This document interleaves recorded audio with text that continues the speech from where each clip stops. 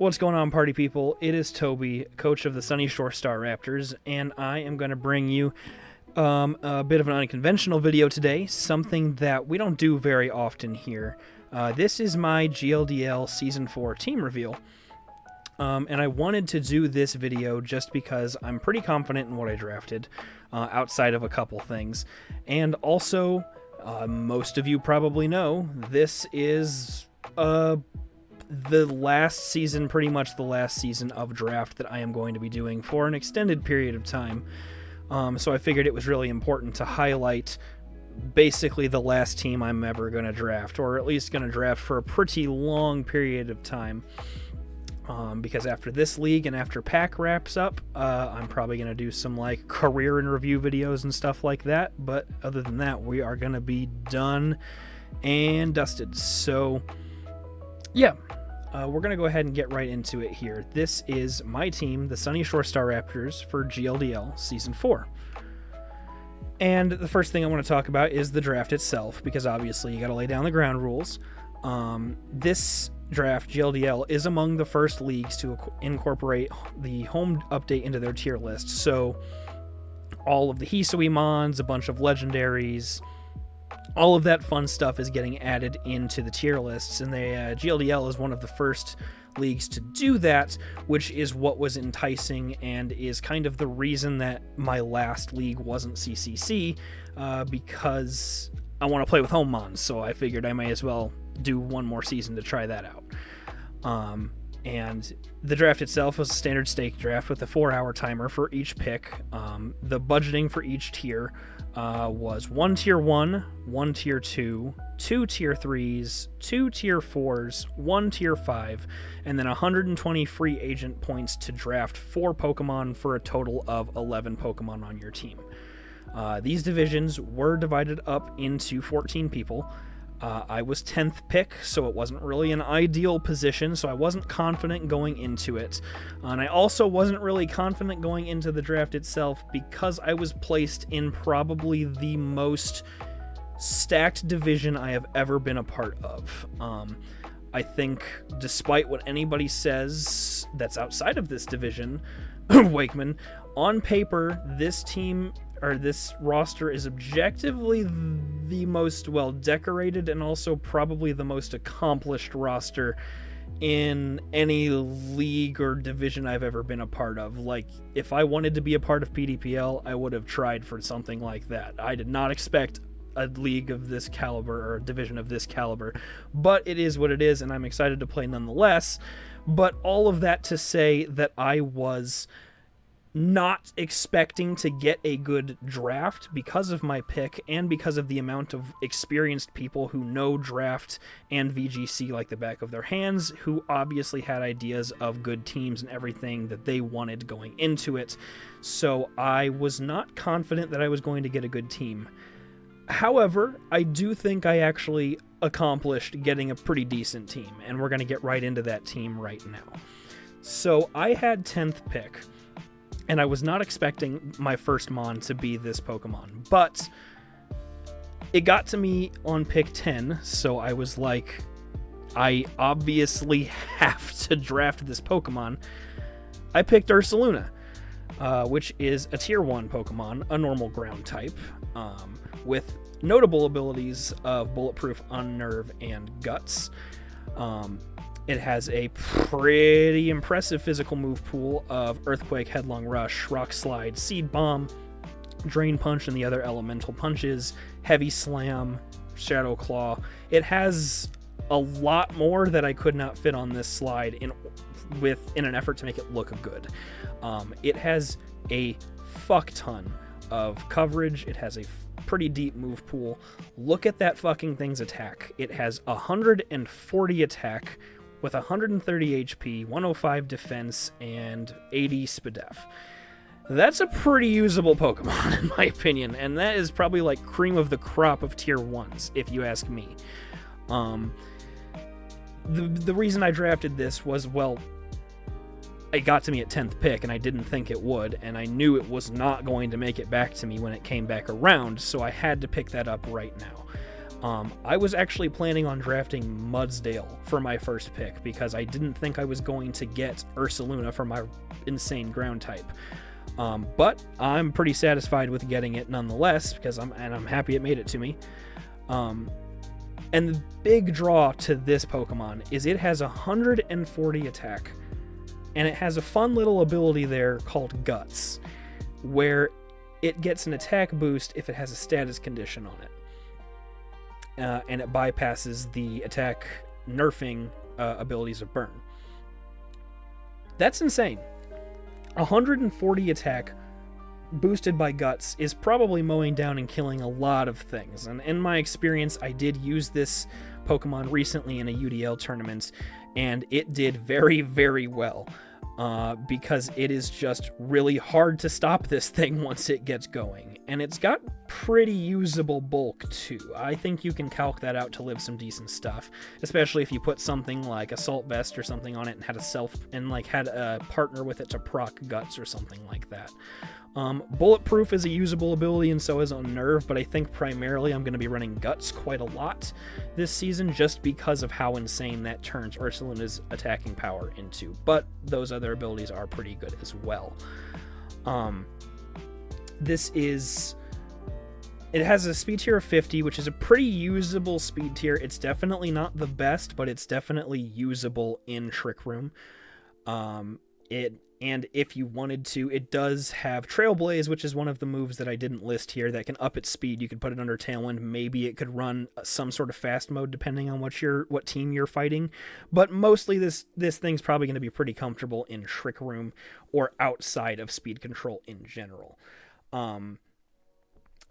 But yeah, that's basically what I have to say about this Mon. Really good bulk, insane attack, good Trick Room speed. Not really what I was planning on getting, but I'm very, very glad that it made it to me. But yeah, once I got Ursaluna, I knew that I needed a really good partner to go with it. And one of my favorite modes is Disquake, so it felt pretty good to be able to pick Kilowattrel in Tier 2, an electric and flying type. Now, Kilowattrel is kind of a different side of the same coin in terms of comparing it to Ursaluna. This one's fast, Ursaluna's pretty slow. This one prefers special attack, Ursaluna prefers physical attack. So they're pretty different Mons, but they work together really, really well, which is why I took Kilowattrel right after I took Ursaluna. Because Kilowattrel does get access to Discharge, and Disquake is one of my favorite synergistic modes ever because you can sit on the field, spam Earthquake and Discharge. Neither partner is hurting each other, but they are doing really good damage to the enemy side, getting para chances off, etc., etc. It's a very good mode, and I really quite like it. But the Kilowattrel also works as Intimidate deterrent for Ursaluna, so because of its abilities, which all of them are very good, Volt Absorb, Wind Power, Competitive are all very good, but primarily Competitive deters any opposition from bringing Intimidate into a lead or a team like mine, because if you're trying to nerf the Ursaluna with Intimidate while Kilowattrel's on the field, you're going to boost Kilowattrel's special attack by 2 stages, and then you're in trouble being face down with a Kilowattrel rather than the Ursaluna. And obviously Kilowattrel gets Tailwind, which allowed me to later on set up for a fast mode that I was going to draft a little bit later. It gets some utility moves like Eerie Impulse and Substitute, but it's not super insane. And it gets Thunderbolt, Thunderwave, Electro Ball, Hurricane, all of that good stuff. But yeah, the main reason I drafted it was a fast Tailwind setter, which would work really well to set up a fast mode later on.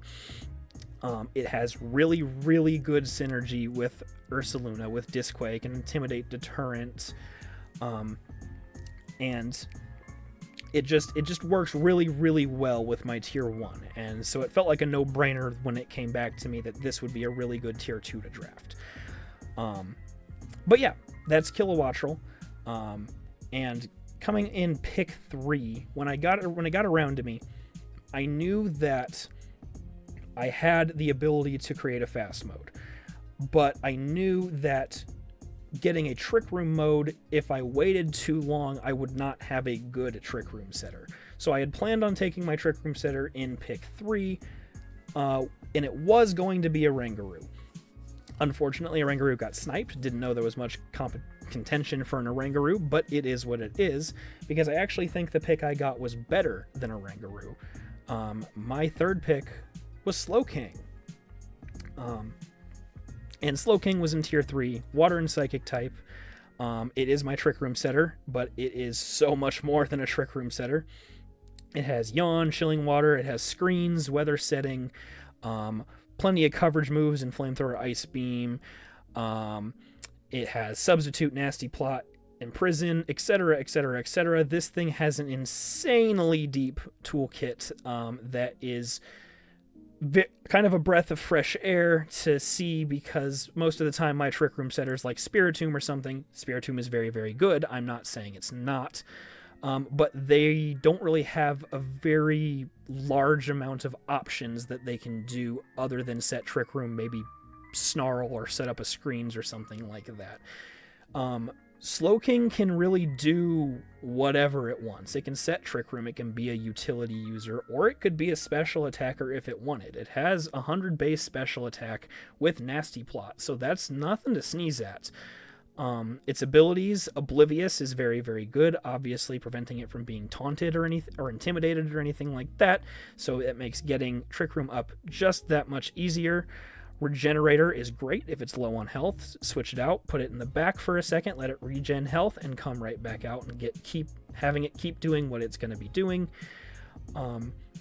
It has very, very good bulk with 95 HP, 80 defense, and 110 SPDEF. For a tier 3, that is really, really good in my opinion. And like I said, that 100 SPDEF is nothing to sneeze at. But yeah, I mean, I drafted it because I figured, well, this is the next best thing compared to a Rangaroo for what I wanted to do. But I actually think it's better.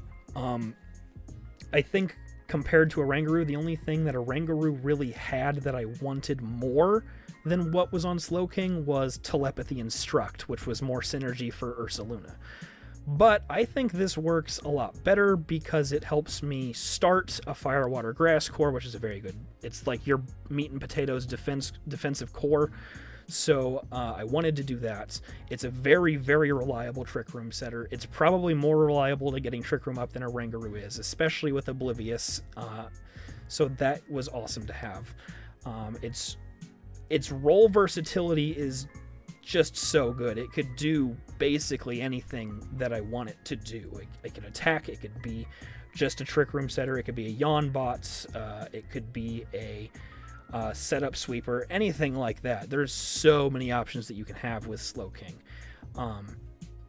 And yeah, I mean, good defensive synergy, really great stats, really good abilities, and it seemed like pretty good choice at the time, and I'm pretty satisfied with its spot on my team, and I'm looking forward to using it.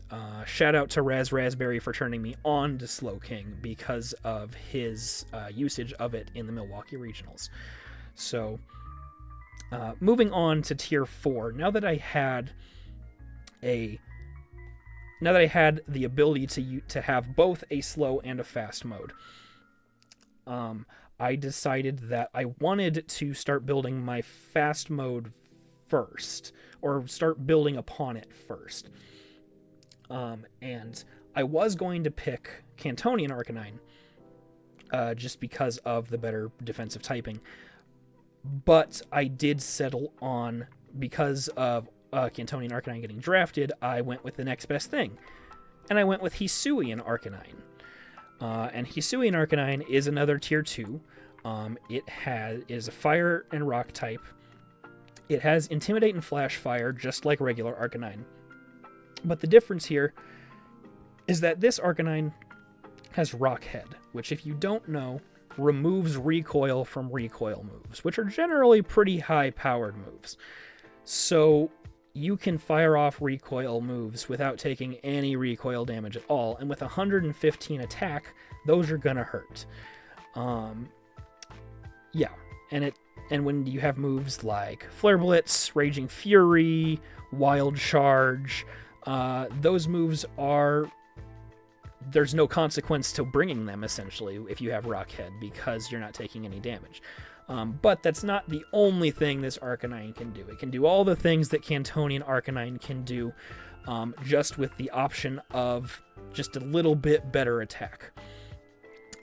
And its notable moves are Will-O-Wisp, Snarl, Rock Slide, Psychic, Fangs, Flamethrower, Heat Wave, Solar Beam, Thrash, Extreme Speed, Close Combat, Howl, Dragon Pulse. You can run this thing as a special attacker or a physical attacker if you want. It's got 95 Spatak, so it is usable. So you could run it as a mixed attacker even if you wanted as well. It's got a pretty decent speed tier with 90, so that helps support my Tailwind mode. It's got really good bulk with 80 defenses in each and 95 HP, so that's pretty usable. That's pretty calcable to live a few things. The only thing that really holds it back is its abysmal typing. Offensively, Fire Rock is pretty good, but defensively it is a horrible typing. It's 4 times weak to ground, it's now weak to fighting, it's 4 times weak to water. It gets fucked up by a lot of common offensive types that aren't even necessarily on their respective types. Like, all kinds of mons have water moves and ground moves and fighting moves. The distribution is really high. So despite it having pretty usable bulk, it's probably still going to take a beating from those weaknesses that I mentioned. But I don't find that as much of an issue this generation because, as I've mentioned in a previous draft analysis video for CCC, Terra is a fucking amazing mechanic and turns mons like this that have insane potential but are held back by their typing into powerhouses. So that was good. I was pretty satisfied with picking Arcanine Hisui purely because of that. Like, I didn't feel intimidated by the offensive pressure being put onto it because of its bad typing, because I can just Terra that away. And I think this Pokemon is going to be a good showing of why I love Terra so much. So I'm very happy to have Arcanine Hisui on my team. It is a strong physical attacker, but it can utilize special attacking as well. It has decent utility role as well. I mean, Flash Fire for fire immunity for some of my later picks, Intimidate for attack dropping. It has Snarl, it has Will-O-Wisp, it has Howl to bolster its attack and its partner's attack, so that might be something fun to see with Ursaluna at 1 week. It's a wall breaker as well because it breaks through screens with Psychic Fangs, and can essentially just start to mow down bulkier mons because of breaking through screens and buffing itself with Howl. So I'm looking forward to doing stuff like that. And it also has priority with extreme speed, so it's got a pretty deep move pool. It's got a lot of roles that it can do. I think it's a pretty dang good tier 2, and I was wanting to use as many new Pokemon as I could, so it just kind of worked out that I was able to draft this, and that it was a pretty good backup for regular Arcanine. But yeah, that's Arcanine Hisui. And coming in at pick 5 is Spectrier. This is an oldie but a goodie. I instantly went to this slide. I didn't even try to build it up or anything like that because this is just, I love this fucking mon, guys. Spectrier is a tier 1. It's a ghost type. And those of you who have been following my content for a while know that I had Spectrier for UDL Season 3, and it did so well. It swept teams. It was exactly what I needed in most matchups. 145 Spatak, 130 speed. That is phenomenal. That is wild. And a speed tier like that means under Tailwind, it's GG's, guys. It's GG's. I don't think there's much that outspeeds a Spectrier under Tailwind. I'm sure there's like Paradox Mons with booster energy, like Fluttermane probably can. I think Fluttermane does, actually. And then Iron Bundle can. But this is a very, very fast Mon, especially under Tailwind, which is why it felt like a perfect pick for me. I wasn't going to go top heavy but I saw the opportunity like presented itself, so I figured I may as well just pull the trigger and go for it, because it seemed like everybody else was going kind of top heavy anyway, so it felt like in order to match the power level of other teams, I should do that. Yeah. So Spectrier has not a very deep move pool. It has Shadow Ball, Confused Ray, Will-O-Wisp, Hex, Dark Pulse, Nasty Plot, Scary Face, Psychic, Haze.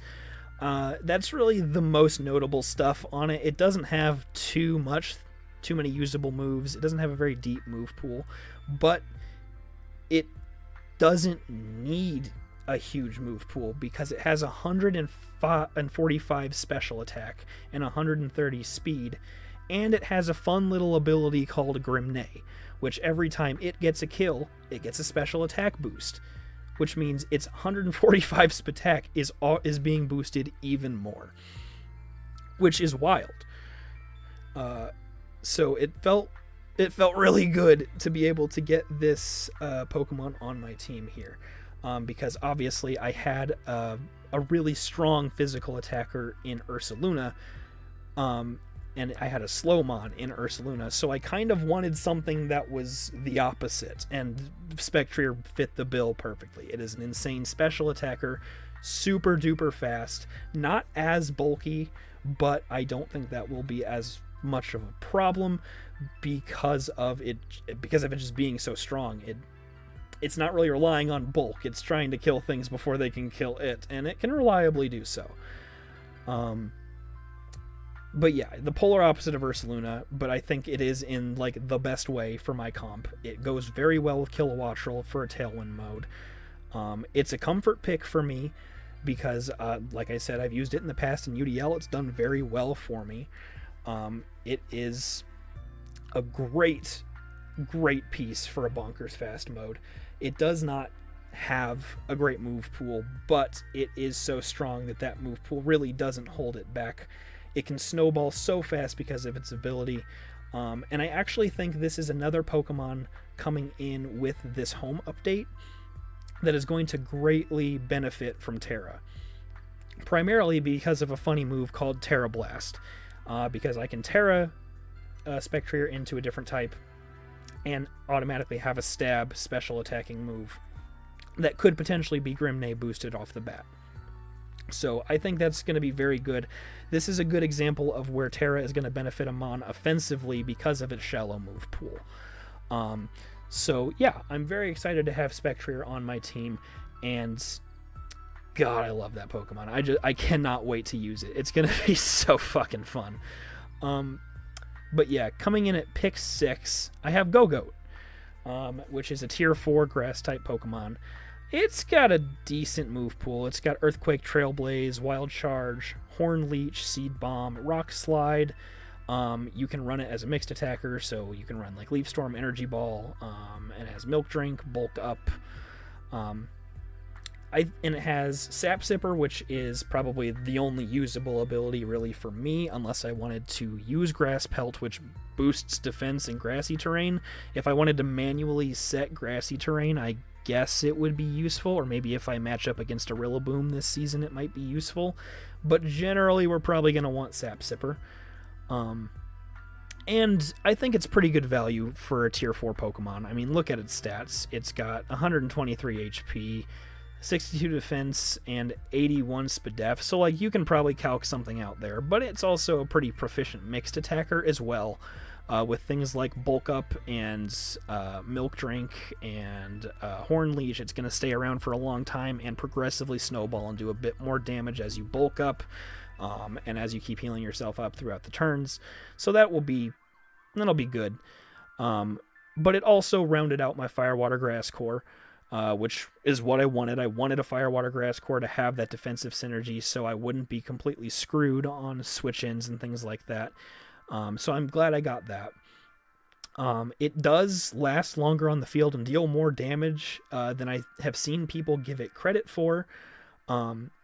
So I am looking forward to showing what it can do. It is an old favorite of mine from the Kalos days.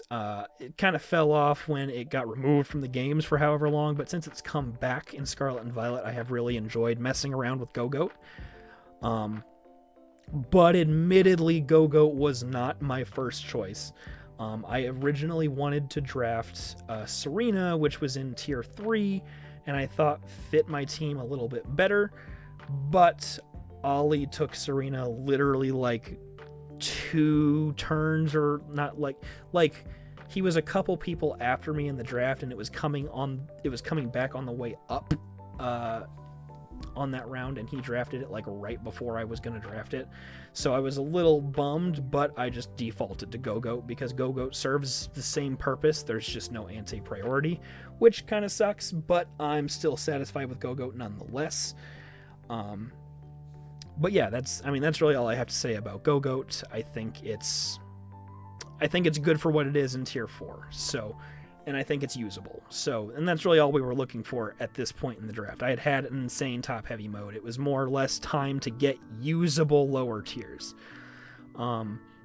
which I think I did pretty good with Go-Go, and with my next pick, Umbreon. Umbreon's a tier 3 Dark-type Pokemon.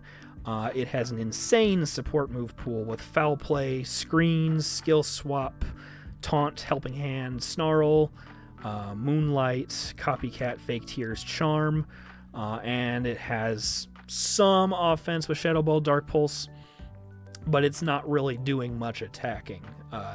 Not with my comp at the very least.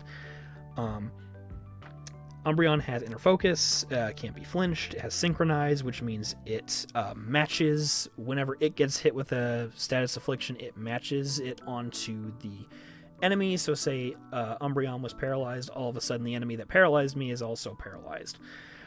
So that's fun and might come in handy once in a while. And Inner Focus is also a very good ability for preventing Fake Out and stuff like that. But this Pokemon, Umbreon, is... Umbreon's insane defensively. I mean, 95 HP, 110 defense, 130 SPDEF. This thing is bulky as hell, which means it is going to stay on the field, and it is going to use its support move pool to the best of its ability, and it's going to do so very, very effectively. I think literally any offensive mon on my team, hell, even like Slowking, Ursaluna, Kilowattrel, Spectrier, any of those mons can, I think, comfortably sit next to Umbreon, because then Umbreon is taking the support role and enabling those mons to do their sweeping job, to do the job of taking everything out, while Umbreon sits there and snarls, or Fake Tears, or Charms, or Copycats, Skill Swaps, does whatever it wants with its support move pool. And especially with Terra, it's going to become kind of the same thing with Slowbro or Slowking. It's going to become even harder to deal with because of Terra.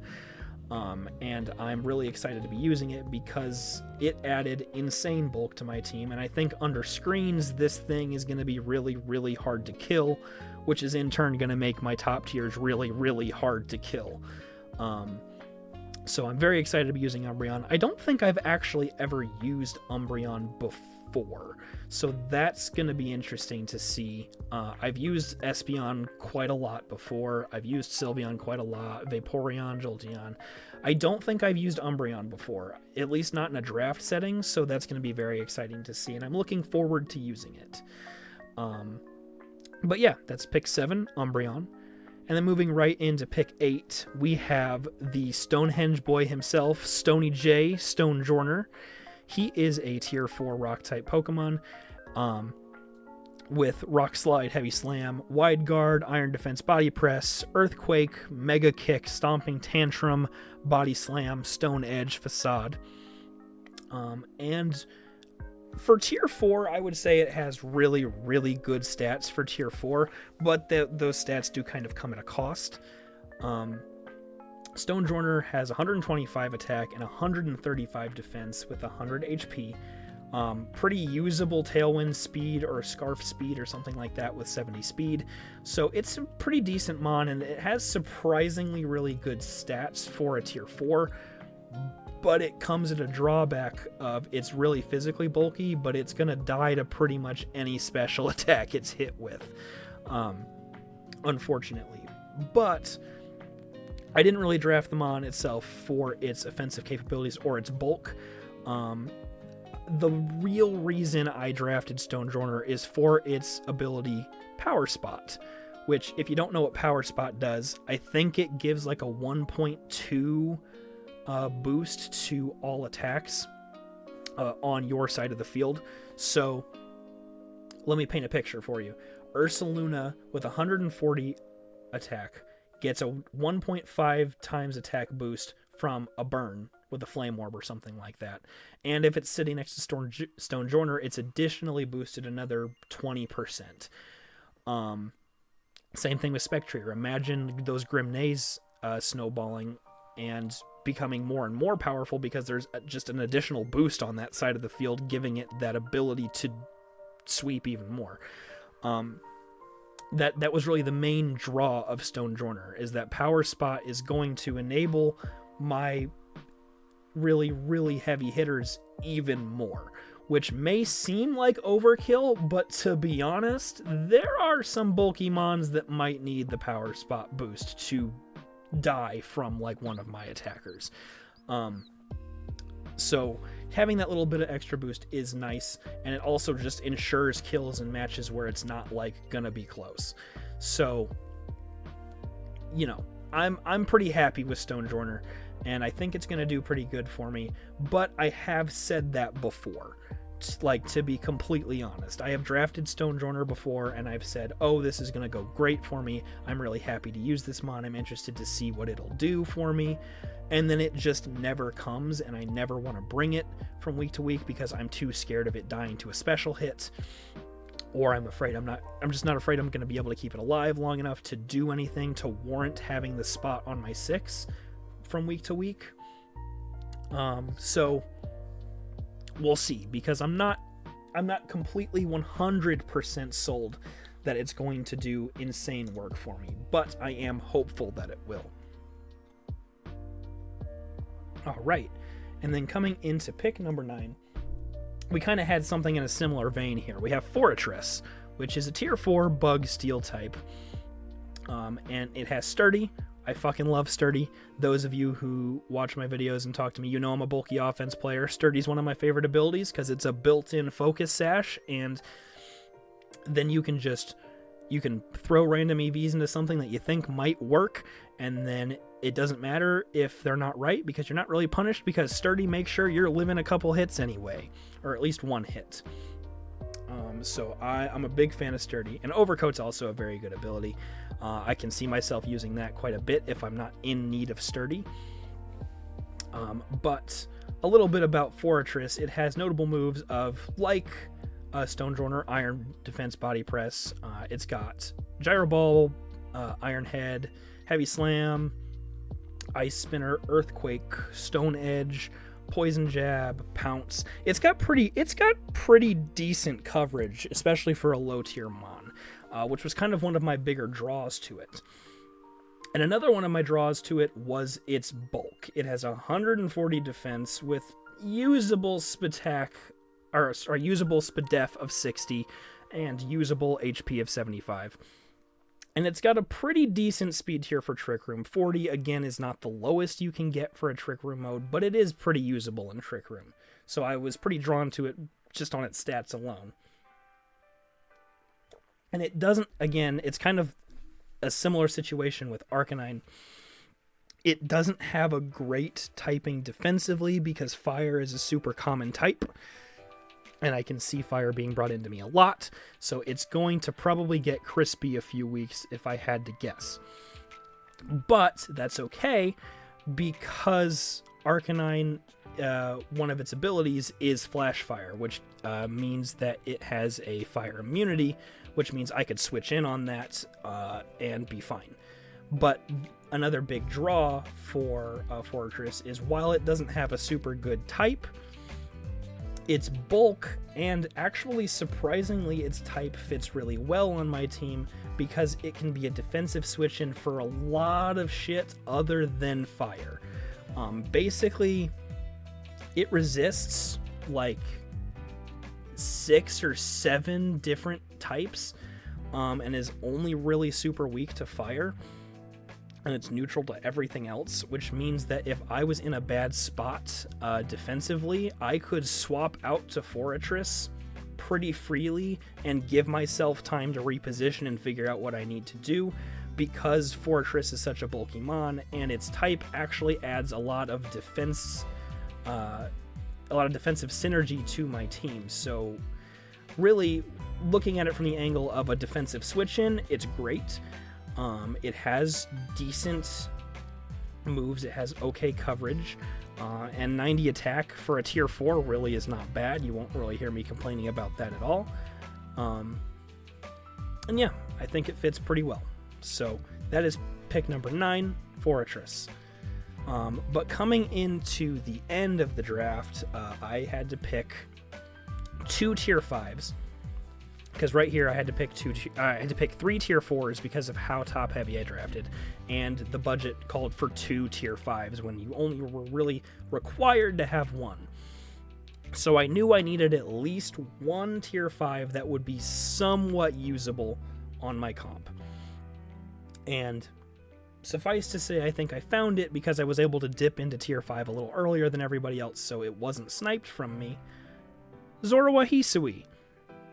Zorua Hisui is one of my tier 5 Pokemon. It is a normal and ghost type, which I think is a phenomenal typing. It has a fun ability, Illusion, which makes it look like a Pokemon in your party or in the back of your party, so you can get some easy bait there. And with that bait comes fun moves like Trick or Taunt or an Icy Wind Speed Drop or some Fake Tears, Mento, Copycat, anything like that. Picking off low mons with priority moves like Shadow Sneak. And really, the main reason I got this mon was because it was somewhat usable. It was a somewhat usable tier 5. Zorua is immune to fighting moves, it's immune to normal moves, and it's immune to ghost moves, which is insane. Because a lot of the Pokemon on my comp, like Ursaluna, is weak to fighting types. Spectrier is weak to ghost types. And Fake Out is, while not as widely used anymore, still comes. And there are still priority moves like E-Speed and Feint and stuff like that that can become trouble. Well, Zorua is immune to all of that. And if you utilize the illusion ability well enough, say Ursaluna's in the back, and you lead Zorua, and you bait a fighting move into Zorua, well, then you're not taking any damage, and then you can get off a Trick, you can get off a Taunt or a Speed Drop with Icy Wind or anything like that. So if you play Illusion very well, especially with this Pokemon, you're gonna go very far. And I think that it fits very well onto my team because it is very good at, because of the Pokemon I have, it's very good at baiting out quote-unquote super effective moves into my top tiers, when in reality it's not going to get hit very hard at all and is going to be able to get a support move or two off before it ultimately dies, because you see the stats. They're not great, but it is a tier 5 that does something. It is capable of putting me in a better spot positioning-wise, kind of the same thing as Fortress. At this point in the draft, I was kind of looking for stuff that is going to help me in terms of positioning, and I think Zorua Hisui is going to help with that quite a bit. So, while its stats aren't great, it's a tier 5, but it does something, and I think it does something more than a lot of other tier 5s can do, which is actually potentially turn the tide of a battle within the first few turns, if it's utilized correctly, of course. So yeah, I'm very happy to have Zorua Hisui. It's another Hisui mon, so I wanted to use as many new mons that came from home as I could, so having this was a blessing. Excuse me, I had to drink some water. My throat's getting dry here. But going into pick 11, I am ashamed to admit I've drafted this Pokemon. I'm not gonna lie to you. I don't really like this Pokemon.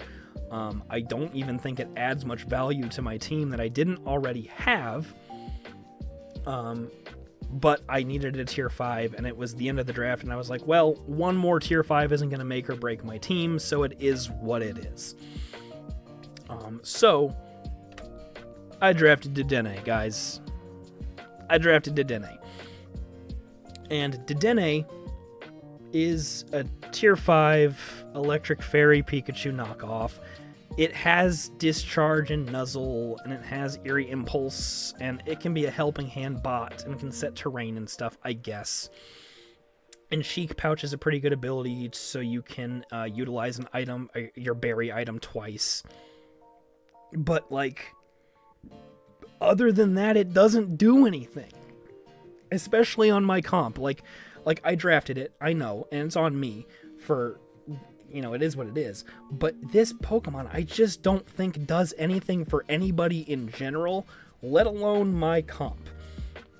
And you want to know what was going through my head when I drafted Dedenne? Oh, it's got a speed of 101. So that means that I can have a better fast mode, I guess. I looked at a tier 5, probably one of the worst tier 5s in my opinion, and said, oh, it's going to become my third fastest Mon, so I'll have a better Tailwind mode. That is completely on me. It was a harebrained thing. I don't think Dedenne is going to stay on my team very long. If I can find anything better, I'm probably going to take it in the coming weeks. But for now, this fucking thing is on my team. With the third fastest speed tier that I have, it being unfortunately part of my Tailwind mode. And it does have fast support moves, but it doesn't do anything that Kilowattrel can't already do, and Kilowattrel's probably going to be on the field most of the time because it fits with literally every other single member of my team. So why would I ever bring Dedenne? I don't know. This is a semi-common Tobiel. I'm not gonna lie, because I don't know why I picked Dedenne. But it is what it is. It'll probably get traded. But overall, I'm pretty satisfied with the team. And the team in review is Ursaluna, Kilowattrel, Slowking, Arcanine Hisui, Zorua Hisui, Forretress, Stonejourner, Umbreon, Gogoat, Spectrier, and unfortunately Dedenne. But I'm overall very, very satisfied with this team. I think it's going to do pretty well for me. I'm confident that I can pilot this team to get a couple wins this season, even despite this division being very, very stacked. I'm still going to try, and I think I can get a couple wins with this team, but fingers crossed, we'll have to see. But overall, I think my team is very, very good offensively. I think it has insane physical and special attacking pressure. There's honestly very little setup that needs to be done to get this team out the gate hitting really hard, because even without Guts, even without Grimnay boosts, even without Helping Hands or anything like that, this team is hitting hard. I've got 145 special attack. I've got 140 physical attack. I've got a Disquake mode. I've got a pretty solid Trick Room mode overall. This team takes very little setup to get going, and the setup just makes it all the more hard to deal with.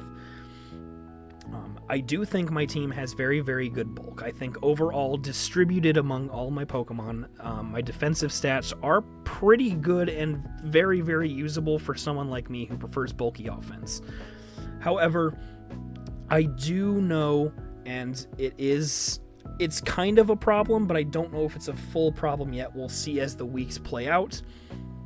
I do require the use of Terra to make up for pretty bad typings on my Mons quite a lot. Like Arcanine, Forretress, sometimes probably Umbreon, probably not even sometimes, probably a lot of the time Slowking in order to get Trick Room up reliably.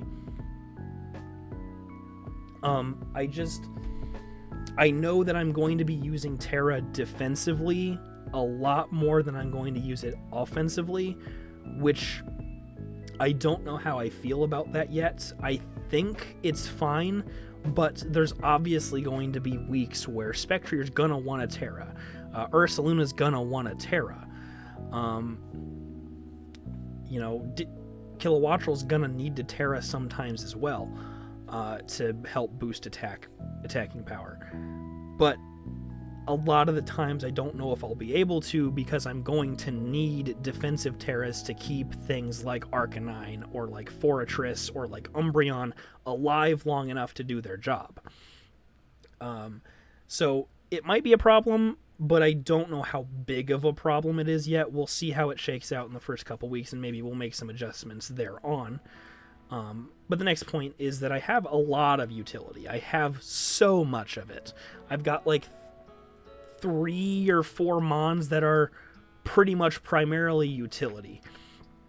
A couple of those mons can obviously do attacking stuff and do damage if they need to, so it's not like it's wildly unbalanced and skewed in the way of utility, so I don't think that's a problem. But I do have a lot of utility, which is really, really nice for me as a bulky offense player. I like to have good utility to go with my bulk, to add to it or to bolster it in certain ways.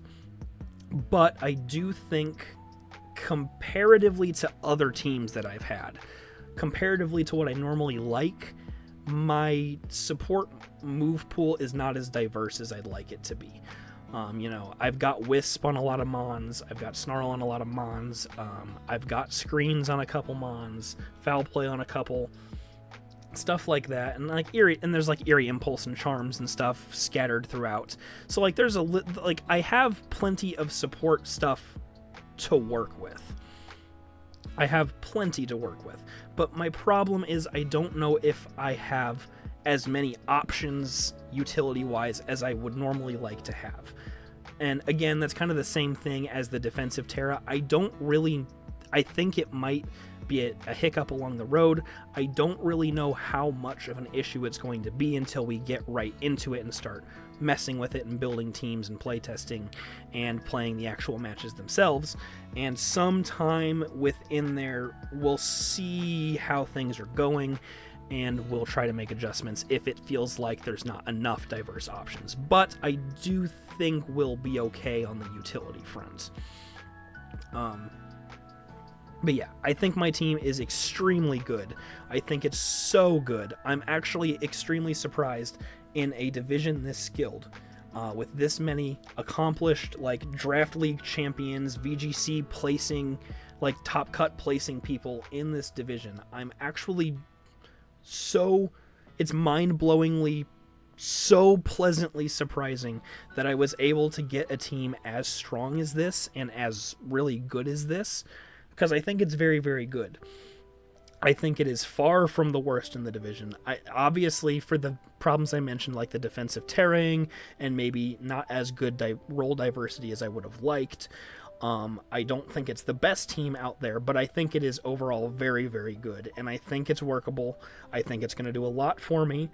Obviously, we're probably going to try to trade to Dene and maybe a couple other things in the future, but with what I have right now, going into week 1 and going into exhibitions, which you'll see soon, maybe later this weekend, I am very, very confident that I have enough to work with to, at the very least, put up a fight. So that's what we're going to try to do. I want to wish everybody good luck this season. I hope it's a good season because, as I've said at the beginning of this video, and probably many times to many of you, this is my last season, not just with GLDL, but with Draft League for a considerable amount of time. I'm going to be done with Draft Leagues for a while to take time to work on myself and my life and help others out, and hopefully next year join the VGC circuit for Pokemon Regionals. So this and Pack will be my last seasons. So I'm hoping to make it a good one. This is the most stacked league I've ever been in before, which is wild that we saved that for last. And I'm going to do my very, very best to at least get a couple wins, have a good showing. I don't think I'm going to win. I don't know if I'm even going to make playoffs. but I just want to put up a good fight. That's my only goal, and I think with this team, I'm going to be able to do that. So I want to say thank you for watching. I'm hoping this is going to be a really, really good season. I look forward to playing all of you. I look forward to watching all of these matches. I'm going to be following along GLDL very, very closely, especially in the other divisions, because I've got a lot of people that I'm rooting for in other divisions. So let's make this a good season, and I will see you all in the match videos. Peace.